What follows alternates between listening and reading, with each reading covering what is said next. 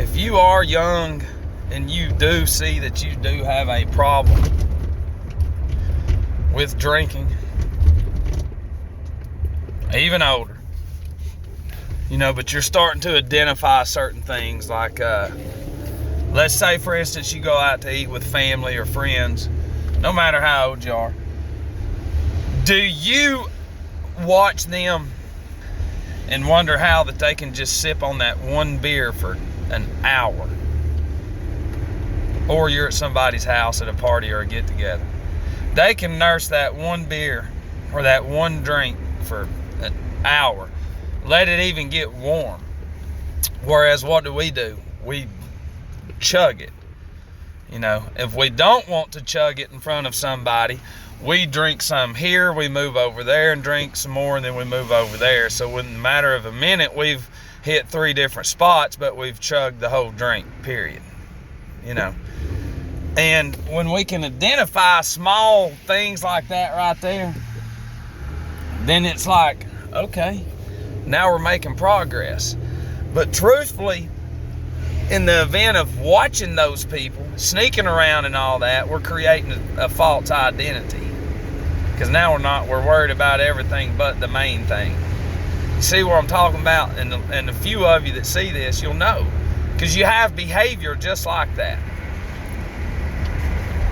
It's not that we can't handle it. It was never meant for us. Okay? And it wasn't. The alcohol that's out here now. Because there was a point in time when we knew how to make, alcohol to where it was actually, in moderation, decent for you. But not like here, we would rinse our mouth out for germs and stuff with the whiskey and the high volume alcohol content created in the fermentation of it. But there's no sense in doing all that. It's a full-time job sneaking around. Because not only do we watch those people nurse those drinks,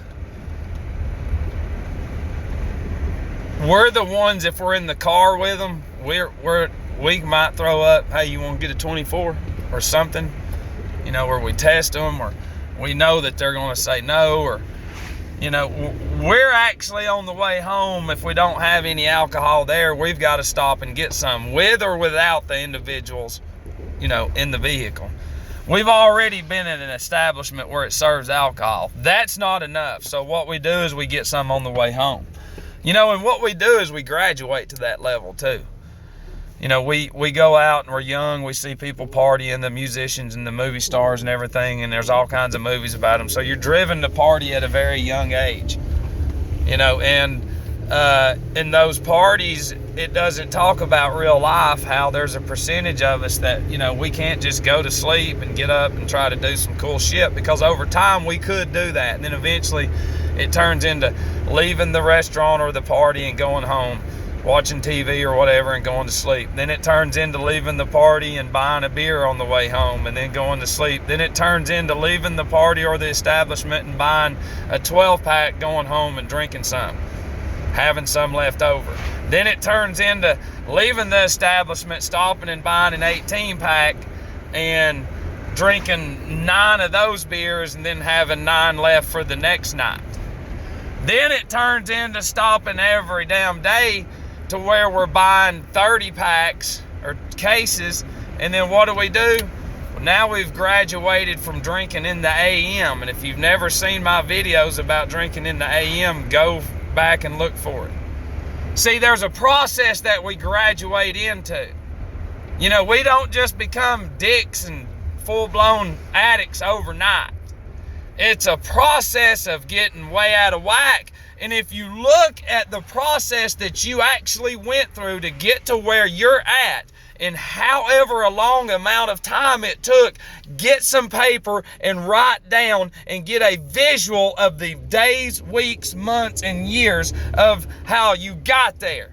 The events that you went through to get there. And then I want you to put, we're not supposed to do this, but I'm telling you to do it. Look right out, the future, just the timeline. If it took 5 years or 2 years or 6 months to get to where you are, write that 6 months. But in between that, write, what you would like to do. Start to make a plan on how the fuck to get out of that crazy ass shit that was created in front of you, that you've identified, but now you got to get out of it.